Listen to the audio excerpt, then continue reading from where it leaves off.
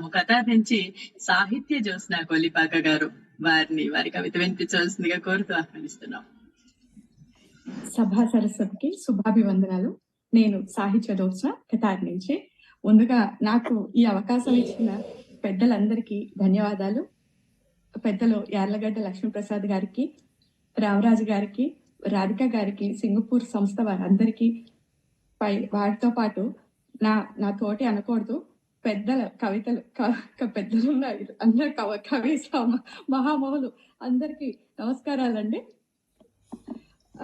మా మాధవి లలిత గారేమో గుంటూరు తీసుకెళ్లారు, రామ్మడిక్ గారేమో మంథన్ తీసుకెళ్లారు.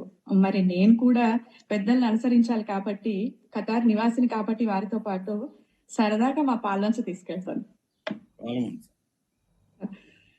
నిజానికి నాకు భాష మీద ఇష్టం పుట్టడానికి కారణం ఉగాది. పండగలన్నింటిలోకి చాలా ఇష్టమైన పండగ ఉగాది. అది ఎందుకంటే మా నాన్నగారి చేతి నుంచి తయారయ్యే వచ్చే ఉగాది పచ్చడి ఎంతో అద్భుతంగా అనిర్వచనమైన రుచి ఉండేది. సాయంత్రం నాన్నగారు చేయి పట్టుకుని కవి సమ్మేళనకు వెళ్ళటం నాకు అలవాటు. అప్పటి నుంచి తెలుగు అంటే ఇష్టం. ఇన్నాళ్ళకి నాకు కూడా ఇలాంటి అవకాశం రావటం నా అదృష్టం. సరే, మరి నా బాల్యంలో ఉగాది చిగురాకులలో చిలకమ్మలతో చిత్రంగా మాట్లాడుకునేవాళ్ళం. కోకిలమ్మ శుభాహ్వానాలతో శృతులు శుభ్రంగా కలిపేసేవాళ్ళం. పురివిప్పిన మయూరాల పూర్ణ నృత్యాలతో సమంగా కాళ్ళు చేతులు కదిపేవాళ్ళం. గంట తుమ్మిద రెఫ పిలుపులు మా ఆనందామృత సంకేతాలు. గాలికి తలలూపే వేప చెట్లు చూసి తలారు పెట్టుకుండేవాళ్ళం.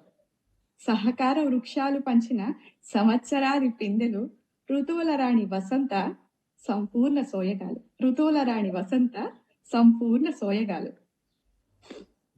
చేతనమే హరించి చైత్రమాస ఘుమఘుములు ఆస్వాదించేవాళ్ళం, ఆనందించేవాళ్ళం. పంచాంగ శ్రవణాలతో చతుర్వేద పనసలతో కిన్నెరసాని నడకలతో పరవశించిపోయేవాళ్ళం మా పాల్వంచలో.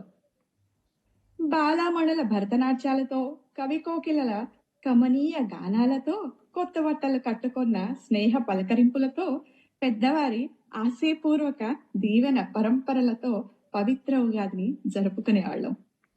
అమ్మా నాన్నలపై ఆధారపడ్డ మాకు ఆదాయ వ్యయాలు పంతులు గారు వల్లే వేస్తుంటే ఆశ్చర్యానందాలు కలిగేవి. మా రాశి, మా రాజ్యపూజ్యం, అవమానం ఆలకించేవాళ్ళం అర్థం కాకపోయినా. వసంత నవరాత్రులు ఆరంభం, సీతారాముల కళ్యాణం సంరంభం. ఈ రోజు నుంచి మా భద్రాద్రి రామయ్యకు దర్శనాల కోసమని జనాలు ఎగబడి వచ్చేవారు. బాలభక్తులు చలవేంద్రాలు సేవలతో మురిసిపోయేది నా పాల్వంచ.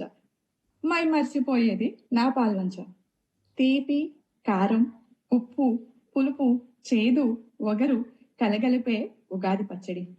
షడ్రుచుల కలియకే మానవ జీవితం కదా. నాడైనా నేడైనా ఏనాడైనా ఇది సత్యం, ఇదే సత్యం. ధన్యవాదాలు. మా అమ్మాయి పేరు కూడా సాహితీయే.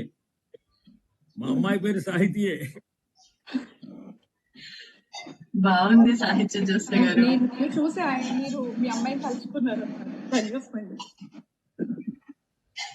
పాల్వంత గురించి కూడా సాహిత్య అద్భుతంగా మా పాల్వంత కథాలిడినా మా పాల్వంతను మర్చిపోలేదు.